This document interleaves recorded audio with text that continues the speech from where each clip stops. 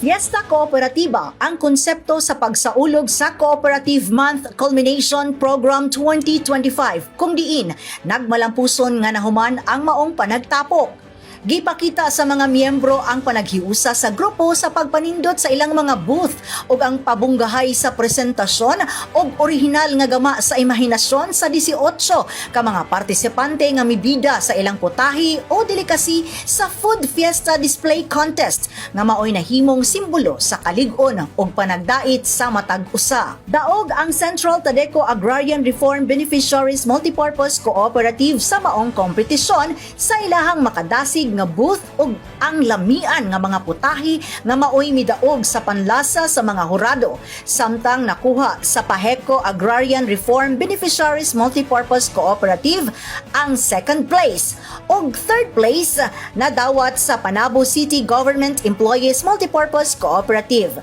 Sa maong okasyon, mitambong si City Mayor Jose E. Relampagos ug personal nga mitunol sa 10,000 pesos alang sa dugang papremyo sa maong contest ug mihatag usab si City Vice Mayor Franklin Hintiles og 5,000 pesos.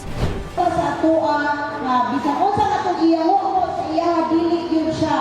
He never say no sa atoang mga request. Our very own honorable Mayor Jose E.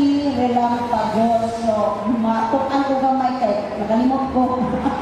Bitaw, pero kung taga, ako hulaman ang isa ka linya sa ato ang cooperative pledge kato. Alone I am weak, but with others I am strong.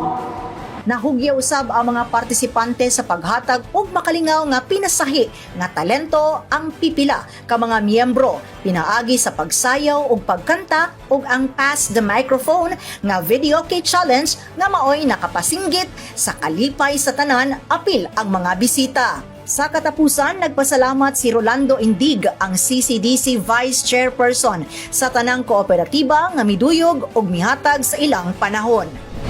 Ako ni Pabo, nagpapasalamat sa atong chairperson sa CDC together with the CDA Section Head, Ma'am Beng Soriano and Ma'am Beng Reyes tungod sa wisdom o initiative na mapaigalon ang first culmination program sa Cooperative Month karong tuiga.